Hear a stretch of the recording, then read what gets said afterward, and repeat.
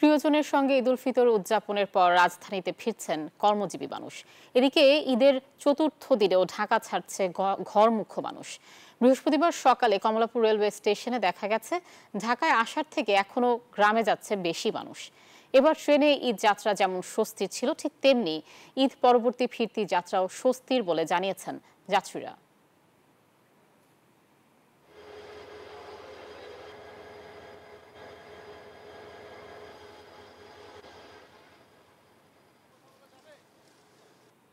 কাজের কারণে যাইতে পারি না, এখন কাজ শেষ হয়ে তারপর পরিবারের কাছে যাচ্ছি।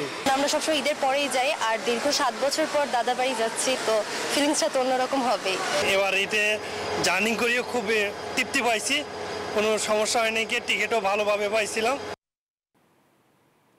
দর্শক, এই বিষয়ে বিস্তারিত জানাতে কমলাপুর রেল স্টেশন থেকে আমাদের সঙ্গে যুক্ত হচ্ছেন সহকর্মী তাওহিদুল ইসলাম। তাওহিদ, আজও তো কেউ কেউ পরিবার নিয়ে সময় কাটাতে যাচ্ছেন রাজধানীর বাইরে, আবার কেউ কেউ ফিরছেনও। কমলাপুর রেল স্টেশনে সার্বিক পরিস্থিতি কেমন দেখছেন জানাবেন।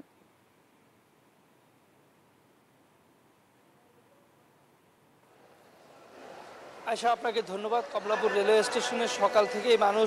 বান্ডেল থাকলে প্রতি সেনমানিতে টাকা বাঁচবে। বিকাশ সেনমানি বান্ডেল কিনে জিতুন প্রতি লেনদেনে।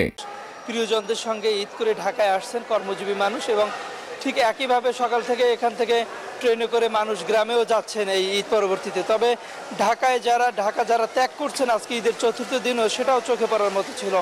তারা বলছেন যে আসলে ঢাকায় তাদের নানান ধরনের কাজ ছিল, বা ফ্যামিলি আত্মীয় স্বজন ঢাকায় যারা আছে তাদের সঙ্গে ঈদ করে এখন যে ঈদ বাকি যে 2-3 দিন আছে, এই ছুটিটা গ্রামে গিয়ে তারা উপভোগ করতে চায়। গ্রামে যে স্বজন আত্মীয় স্বজন আছে তাদের সঙ্গে আনন্দ কাটাতেই তারা গ্রামে যাচ্ছে আজকে ঢাকা থেকে। এরপর আবার হয়তো শনিবারের দিকে আবার তারা ঢাকায় ফিরবেন।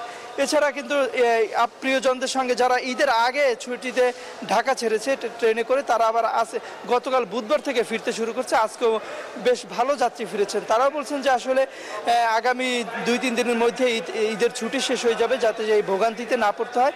এই জন্য তারা গতকাল থেকে বা আজকে আসা শুরু করছে। আজকে একটু ফিরতি যাত্রায় ভিড়টাও কম।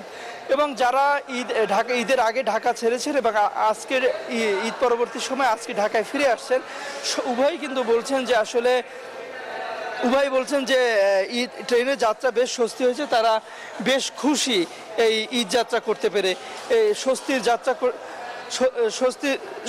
যাত্রা করতে পেরে বেশ খুশি। তারা বলছেন যে এবছরের মতো প্রতি বছর যাতে ট্রেনের যাত্রাটা স্বস্তিদায়ক হয়, এই প্রত্যাশা করছেন।